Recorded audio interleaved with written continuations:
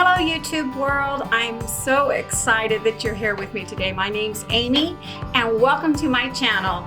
This is the second video in my fall decor series. Now I beg your patience please. This is a new adventure for me. I just started with YouTube. This is the second video that I will be putting up, so I apologize for some of the shots in these DIY projects. It was so hard for me. I was filming with my cell phone, so it was kind of hard for me to get the correct shot and to remember to keep my hands within the shot. I do have a camera which I'm filming with now, so the shots from here on out should be better. I hope. I'm trying to remember how many DIY videos I did with my phone. But my editor has saved the day and he has been able to get my shots to a reasonably understandable fashion. So I hope that you enjoy this video today. It's simply 3 MacKenzie-Childs inspired DIYs. Now, they're not dupes, they are DIYs, but MacKenzie-Childs style is what inspired me to make these. And I absolutely love them. I think they're a wonderful addition to my fall decor, and I hope they inspired you to do some yourself. So if you like what you see today, then please hit the subscribe button, hit that little bell so it notifies you every single time that I upload a video, and hit the like button. When you hit the like button, that helps YouTube to know that my video is being watched and it is liked, and it will help the algorithm send my video out to more people. So with that, let's get started. I love MacKenzie-Childs. I love their style, and they had this pumpkin topiary statue for $950. But I don't love their price tag. That was a little much for me, and I thought that I could create something similar to theirs in their style, sort of, without copying it, because those colors weren't my color scheme, but using Dollar Tree products. So I went and got some of those carvable pumpkins. In here, I'm just wanting to color that bright orange up. The bright orange wasn't working for me. I wanted more of a realistic color as my base. I'm not going for realism necessarily, because I am going to paint some stripes and some plaids and things like that onto these pumpkins. I just wanted a base coat to start from. I took one of those paint pens that you can get at Walmart or any craft store like Michael's, Hobby Lobby, and I decided to start painting some stripes. I'm using the brown, and it's just a regular brown. There's no metallic coat to it or anything like that. I'm reloading the tip every so often, because with paint pens, they do give you better control sometimes than a brush and paint. And I will use them on canvas or just about whatever I'm painting if I feel like I want that control a little bit better. And I'm starting with the natural grooves that this pumpkin has in it. It's just using it as a guideline to start my stripes with, and then I will work around each one of those stripes with different colors such as pink and gold. That seems to be the type of color scheme I'm going for with this particular pumpkin topiary.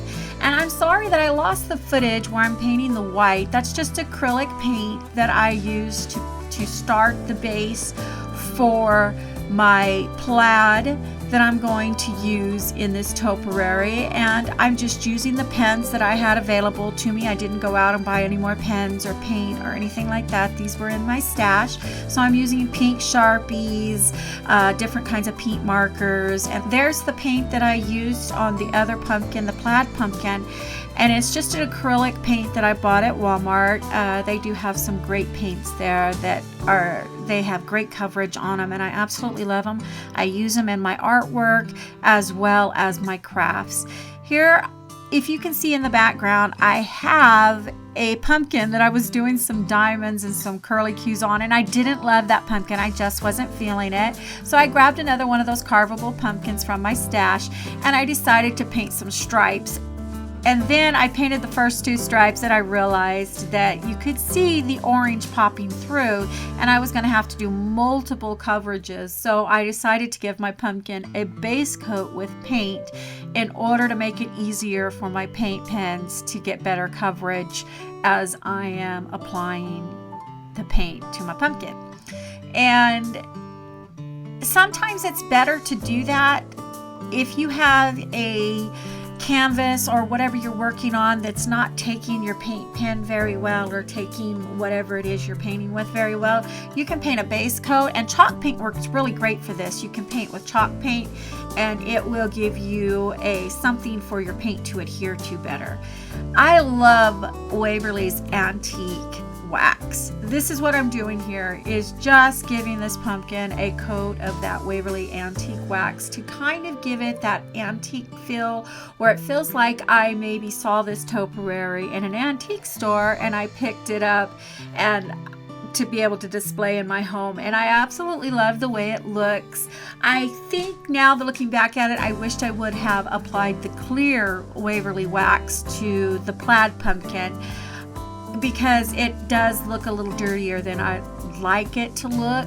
But you know, it turned out just fine, and it's an absolutely stunning piece, and I will love to have it in my decor for years to come. Sometimes you can use things that, like this stem that comes with a pumpkin from Dollar Tree, to help you hold on. That's what I'm doing with this. I'm not going to use that stem the way that it is. I'm going to add something to it on the finished product. But I am using it to grip the pumpkin so that I can paint. It makes it easier to paint the pumpkin without getting it all over my hands. And I attach it with hot glue. I didn't see the need for E6000 because it's very light. It's those styrofoam pumpkins, so it doesn't have anything on it that's real heavy or that I feel like would break apart anytime soon. So hot glue for me was just fine. I add those together, and as soon as the hot glue dries, I go ahead and start to attach my other items, such as the stem and the florals that I'm going to put to the top of the topiary.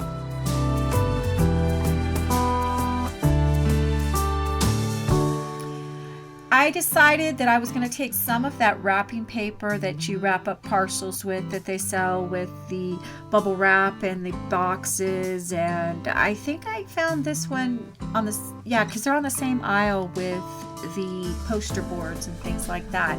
So I decide to take a piece of that paper and wrap it around some Chenille pipe cleaners to give it a stem effect. I wanted to be able to bend my stem so that it gives it a more natural curl, as if you found this pumpkin topiary growing in your garden. Could you imagine that?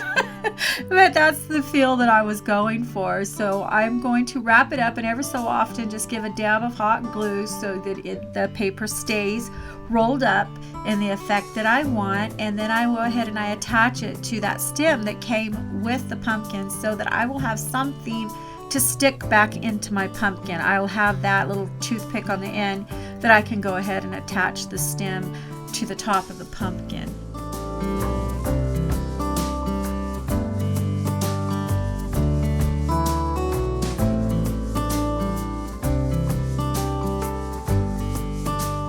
Here I'm just spreading it out to give it more of a more natural feel, to cover that stem, that ugly stem in the top of the pumpkin there, and it gives it more of a natural feel as far as the look of a pumpkin that you would pick out of the pumpkin patch. I go ahead and paint my stem brown, a more natural brown than the brown of the paper, so that it looks more realistic. Once that's dry, I go ahead and I go over it with Mod Podge just to seal it, and that way the paper doesn't fall apart, because it was, at this point, the paper was very fragile and I wanted the paper to stick together and stay for years to come. Once I was done with that, I was looking through my stash and I found this wonderful little metal flower. I'm not even sure where it came from. It might have been from my daughter's craft stash, and it was painted white. So I went ahead with my marker and I painted it pink, with my Sharpie marker, and then I went around the edges and I just highlighted it with that gold pen to give it a beautiful effect and kind of highlight those petals.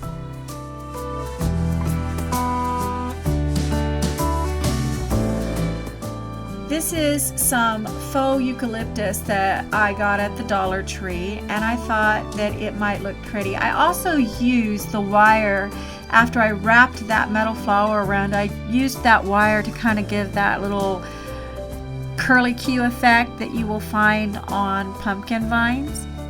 And I decided that I was going to add some berries from the Dollar Tree. Now these berries are wonderful. I love the look and the effect they give to floral arrangements and crafts, but they always seem to pull apart and the color seems to be missing from some of the berries, and you can see that styrofoam underneath. As a matter of fact, there have been many a times that I've passed on buying those because of that.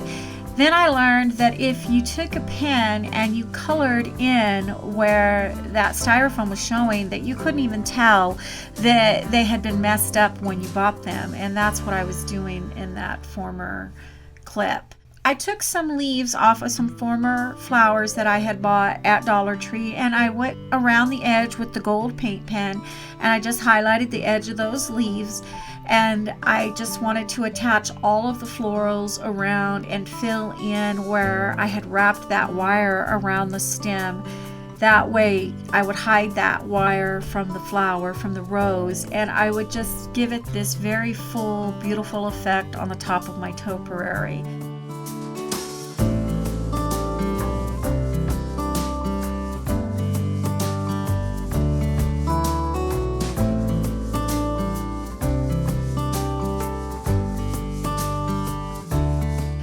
This is the finished project, and I absolutely love it. I love the effect that it gives. I love that it almost looks as if I got it from MacKenzie-Childs. It doesn't dupe their products exactly, but it kind of gives my own little personal twist to something someone might buy there. My second project I'm calling Flat Pumpkin Topiary. It's made from a Dollar Tree sign. These are the pumpkins at MacKenzie-Childs that inspired me for the color scheme eventually on this pumpkin, and you saw the price tag on that. I wasn't feeling the price tag, but I was feeling the pumpkins. And this is the jack-o'-lantern topiary with the witch's hat that they had this year at Dollar Tree, and I'm painting what will eventually be the back side of my topiary in the Waverly chalk paint ink. You could use this as a dual sign if you wanted to, and you could have a fall topiary on one side and then leave this the jack-o'-lantern topiary and have one for Halloween and one for fall. However, I don't decorate for Halloween, so I just wanted the fall topiary, so I went ahead and painted this so that I would have a finished looking product. And this is me painting what I thought was going to be the colors of my pumpkin topiary, because I thought I was going to go ahead and do the pumpkin colors or the traditional fall colors. So I'm using Waverly's chalk paint in pumpkin, as well as some chalk paint in maize that I added to it to give it a little bit of a lighter color and to get those variations that you see in the pumpkin, the kind of shadowy different effects that if you use two different paints together it can give you. Here's it after it dried, and I decide that I'm not feeling that kind of color on the pumpkin, and I want to go ahead and try more of the checkered effect, and that's what I was going for when I started looking up the pumpkins at MacKenzie-Childs. And that's when I decided that I was going to go in the different colors. I wasn't feeling the black and white, although the black and white courtly check would look absolutely gorgeous in some of my rooms, especially my bedroom. I wasn't feeling it for the seasonal decor here on the pumpkin. I wanted more of gold And so at first I thought I was going to do the rose gold and regular gold. And then I decided that I wasn't liking that either. So I changed my mind a couple of times, but the finished product is absolutely stunning and I absolutely love it. I just wanted to draw out an idea of what I wanted on my pumpkins before I got started. Sometimes if you have a project and you do this, it can help you, keep from changing and repainting and repainting and repainting. Obviously, it didn't help me as much as I had hoped it would, but it did help me in the end when I got to actually filling out all of the squares. And I just eyeballed it. I didn't measure it. You could certainly measure it. It might give you a more cohesive product, but I just eyeballed it the way that I wanted it to go, and then I took that rose gold marker and I marked it out, and that marker is absolutely stunning. It's absolutely beautiful. I love the color of it. I just wasn't feeling it on this pumpkin, and when I got that gold square in and it was next to the rose gold, I decided that I wanted to do something else. I decided that I wanted to go ahead and paint those squares black instead of the rose gold. And it just came out a more MacKenzie-Childs like product than had I used the rose gold. So I just took that Waverly's chalk paint and ink and painted out the squares in black.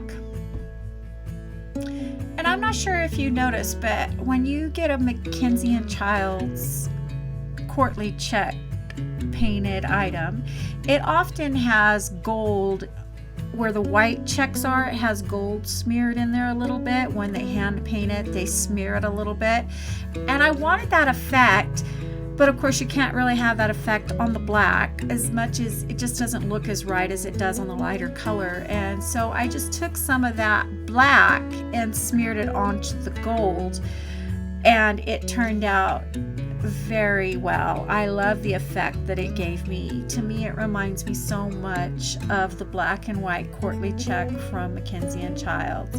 My second pumpkin, I wanted those really wide stripes that you often see on MacKenzie-Childs pumpkins, or things that they paint with stripes, and I just decided I was going to continue with the gold and black scheme. I wasn't going to change the colors up.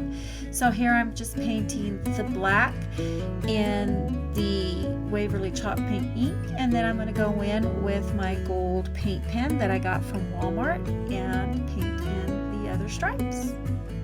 On the top pumpkin, I wanted to do the checkered effect, and I wanted to outline where I was going to put the checkers. Now, I don't know what happened to the rest of the painting of this pumpkin. I did have footage of painting all of the diamonds, and somehow or another it got lost in the shuffle.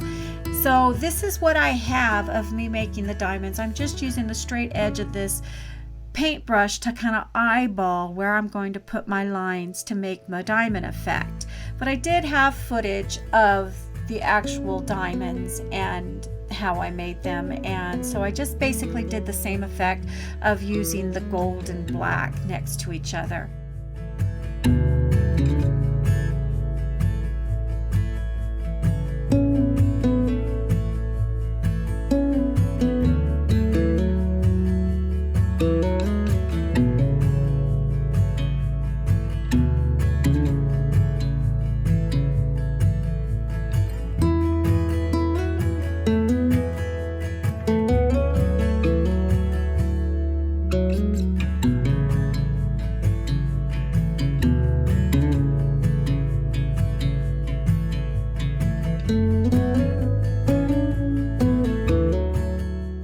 This is the base for my topiary. Like I said, I needed something to stand it up, and this is what I had. I had bought this at the Dollar Tree, and it was supposed to be part of another sign, and I didn't have the sign with it, but I knew that it was good to use if I wanted a base for another sign. So I went ahead and picked it up for $1, even without the sign that normally came with it.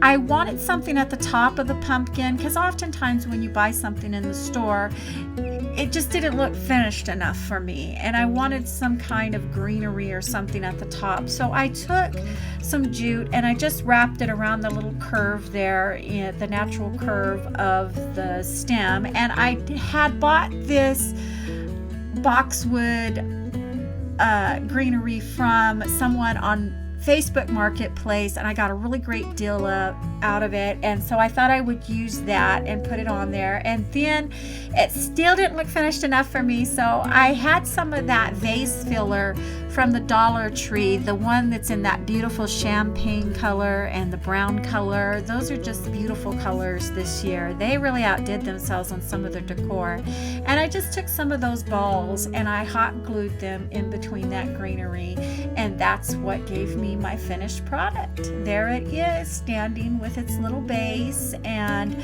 I just love the effect that it gives me, that MacKenzie-Childs effect with the diamonds and the courtly check.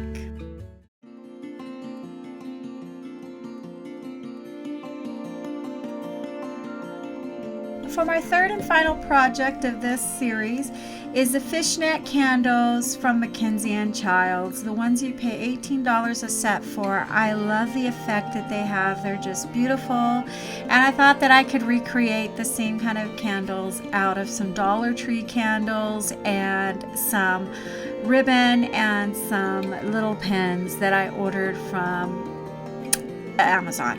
Now this ribbon I picked up at Hobby Lobby. It's perfect. It's like some little finishing ribbon. I linked all the links that I could find to the products that I used in the description box below, but I know these are $1.99 a spool at Hobby Lobby, and I got so much use out of this ribbon. I think I made a dozen or 14 candles, which is 7 sets of candles for just this little bit amount of money. So these are little pens. They're decorative pens I ordered from Amazon, and I linked those below, and I think I paid like $5.89 for that whole little box, and then $1 for the set of candles, and then $1.99 for each of these spools of ribbon. And so when I worked it out, it was less than, I think, $1, or maybe it was $2. I'm trying to figure out exactly. I worked it out, and I left in the description below exactly how much it cost me per set of candles versus what you pay at MacKenzie-Childs. Now MacKenzie-Childs is definitely more polished because theirs, I believe, are molded in the wax that way. However, I thought I could get the colors that I wanted to get that matched my home, and I could still do a pretty good job of duping these candles. So I'm just sticking the pen through each. It's easier, I found out, if you do it this way, just sticking the pen through the ribbon first, and then go ahead and they push real easy into the candle because it's soft wax, so you don't have to really struggle with that at all. I thought I might have to heat them up or the pen up or something, but I didn't have to do that. And then you just take your ribbon and you wrap it around in a X type fashion to where it creates that diamond effect that we're looking for. And right where the ribbons meet on your candle, I'm sorry I was out of frame there, you have to push your pin in, and like I said, the pins go in really easy. You just kind of, you don't even really have to measure, or I didn't measure, I eyeballed it, and you just pull your ribbon tight. And you want it taut because you don't want the ribbon to sag on your candle. So pull it as tight as you can get it. And then, now you can make your diamonds smaller if you want, or you can make them as large as you want. You just have to make sure that when you pull your ribbon, that you pull it taut so that you don't have any sagging ribbon when you pull your hand away. And then I'm trying to show you, but of course I'm out of frame, how I put the pin in there. And it's really easy though. It goes in very simple. Just make sure it goes through both of the ribbons so that it holds both of the ribbons in place at the place where you want them to stay. And as you can see, it just gives you this really cool effect on your candles, so that when you place your candles, which mine are always decorative, now you cannot use these candles to burn unless you take that ribbon off, because that ribbon's not going to burn like a normal wax was, and you don't want to set your house on fire. We don't need that. But if you're just going to use it as a decorative piece, then this works fabulously, and it gives you the same effect, I think, as the MacKenzie-Childs candles do. Only you can do them in any color that you want. If you have a black and white decor, you could do black and white. If you have a red decor, you could do red. You could do silver. I mean, the sky's the limit. You can do whatever colors you want to do. Just make sure that you order your pins or your ribbon in the colors that you want. And then I just snip it off, and then I just kind of tuck them in, and then I use the finished edge, whichever edge I think I like best. That's what I use on the finished product when I go ahead and I place it into the candle holder. Now here it was easier. I missed both ribbons, or I didn't like the effect. I couldn't cut all of the ribbon off with the pin being in there. So I'm just placing the pin back into the ribbon, so in the way that I see fit. But you do want to leave enough ribbon that you can hold it taut and your ribbon's not going to be sagging. And here's my finished product. I absolutely love how these turned out, and they were just a fraction of the cost. I did so many candles. I was trying to finish up the ribbon to see how many candles it would do, and it does about 14 candles, which is 7 sets. So that gives you an idea of how many of these candles that it will do.